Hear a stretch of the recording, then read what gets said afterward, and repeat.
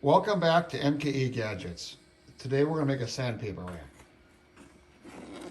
So in the beginning, I got this plastic storage case, and this worked out very well for many years for all my sandpaper storage. And I got every grit here. Like I said, for many years this has worked good, but lately I've been doing a little more sanding. And I went to my Ultra Mega Big Box store and I got these free after rebate. And these are for drywall, but really they're like a green pad on there. And they're great for sanding metal and polishing different things. So that wouldn't fit in there, just not big enough. And most recently, I went back to my Ultra Mega Big Box store and they had the sandpaper on sale. After rebate, I got 150 pieces of sandpaper for under $6. So that won't fit into my rack. And each of these boxes has 30 pieces in there. And in the past, I've only been buying 5 at a time. So today is the day we're gonna make a sandpaper storage rack. And we're gonna make it out of plywood. So I got this piece of plywood here I'm gonna cut. It was donated from my friend Josh. So Josh, this project's all about you, and I thank you.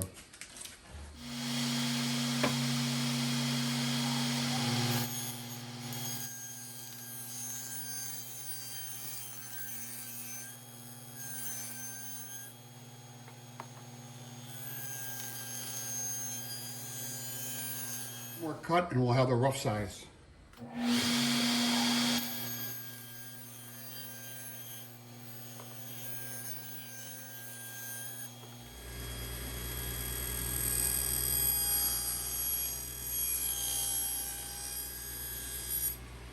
So this is 5-layered plywood with some really nice veneer on here. It was donated, so I'm not gonna worry about using this fine wood just for a shop project. This plywood is 3/4 thick, 24 by 36. I have a 1/4-inch dado cutter in there, and that's gonna cut slots in the plywood for my 1/4-inch shelf. I'm gonna have quite a few slots in the board so I can position the shelves anywhere I want. So as my inventory changes, I'm not stuck with a cubby that's a certain size. I can just take one shelf out and move it up a couple notches, and now it'll be taller. Because you never know in the future what kind of sandpaper and how much you're gonna get. Off camera, I'm gonna set up my dado blade to cut 3/8 tall. The plywood is 3/4, so I'll go halfway through. So I have my dado blade set about 3/4 inch high. And the edge of the blade to the edge of the fence is 1.25 inches. That's gonna be my first cut. I'm gonna make a cut. I'll bring the board halfway back over the blade. And I cut this piece of scrap here. This is 1.25 inches wide. I'll place this on the end of the board and I'll move the fence back 1.25 inches. I'll tighten the fence up. I'll push the board through another pass. I'll do the same thing. I'll keep doing this. With this border being 1.25 inches wide, it's going to make the distance between the shelves 1 inch. Now remember, I'm going to have extra shelves in there so I can move them to any distance I want apart.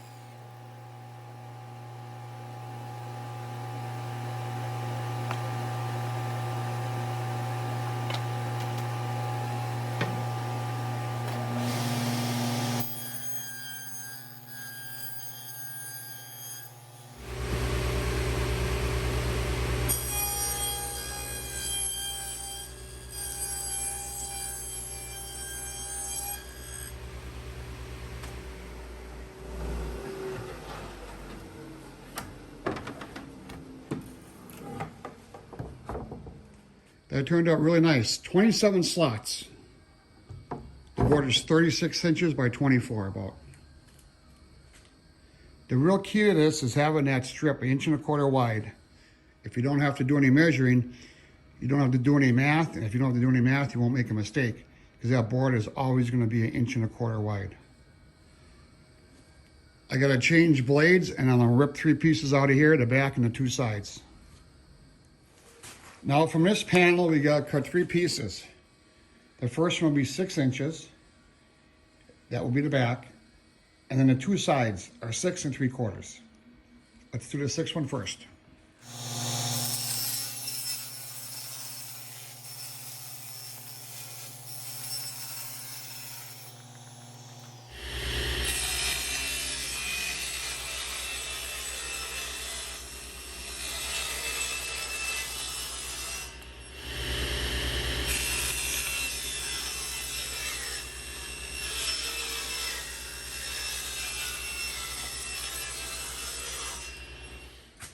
Next, I'm going to put them into some clamps so we can measure the bottom and the tops. So I have everything clamped in here with no glue. I like to do what I call real world measure. You can make a drawing, you can make a print, you can do anything you want, but after you cut it, you have to measure. And this bottom piece here is supposed to be 6 inches wide, and it's a little bit short. A little less than a 1/16. So I'm going to go over to the table saw and cut a strip of wood here. That's gonna be the top and bottom.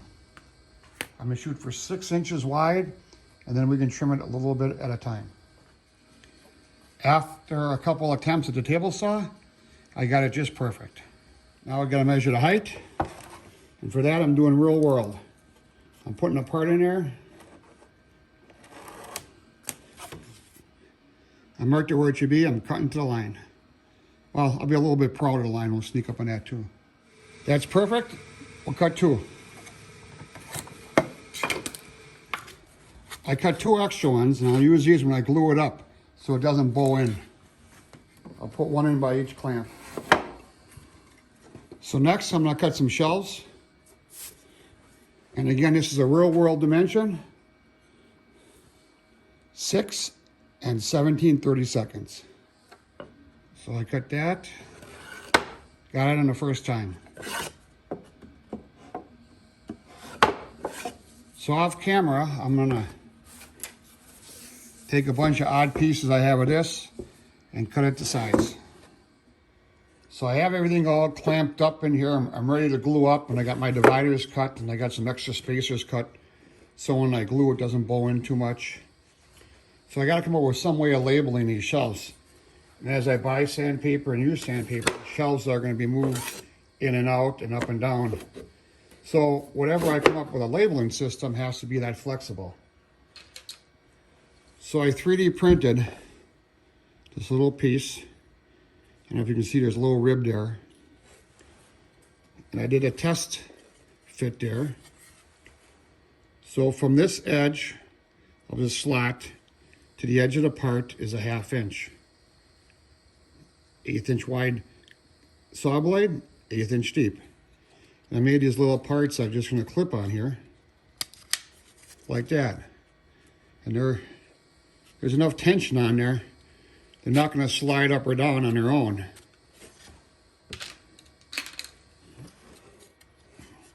So then I made a little label here, and I think that's going to work pretty good. I like the black and the white and the black on the body of the clip here. And they're not going to move. So now what I need to do is take out these 2 side pieces, and inside of here, saw a little groove. I'm going to do it on both sides. I'm going to do it on the inside. In case in the future I don't use this system, you won't see the slot. And that way I can alternate, label on this side, label on this side, label on that side, if I want.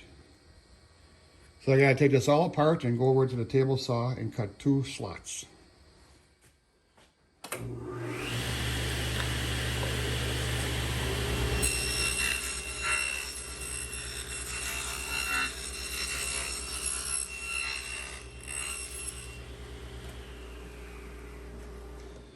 So the slot turned out real nice. I have a lot of chipping out here, so off camera I'm gonna lightly sand all the boards. Then I'm gonna glue them up, I think. So I started out storing my sandpaper in this plastic storage box. And that really worked great till recently. I've been doing a lot of sanding on some projects, and I needed a larger inventory of every paper. So today's project was all about building this rack. I think the project turned out real well. I've seen quite a few sandpaper storage racks on YouTube. I'm not sure I've seen anybody with the adjustable shelves. So as my inventory grows and shrinks, I can move the shelves the appropriate distance. And I know I haven't seen any one with these 3D printed grit labels. Again, these can be moved up and down. They snap in and out real easy. When I load my sandpaper in here, I like to mark the grit. And to do that more conveniently, I put a marker down here, and that's going to live down here. In a recent video, I showed how I made these little sandpaper loading tools. They work quite simple. You just push this through two opposite holes, and you push this down to your sander, and it aligns all the holes in your sandpaper to the holes in your sander, so you get maximum dust evacuation. Makes your shop a little bit cleaner. I'll put a link down below to a video where I show you a few ways of making these. And as friends come over, I've been giving them away as little gifts. So all in all, I think the whole rack turned out pretty good. We'll look here at the top. You can see it's pretty tall. I think it looks pretty good there. And it's right next to where I sand. Put down a comment below if you have any suggestions on how I can improve my rack here, or future videos you'd like to see. Please support my channel by subscribing, and we'll see you tomorrow.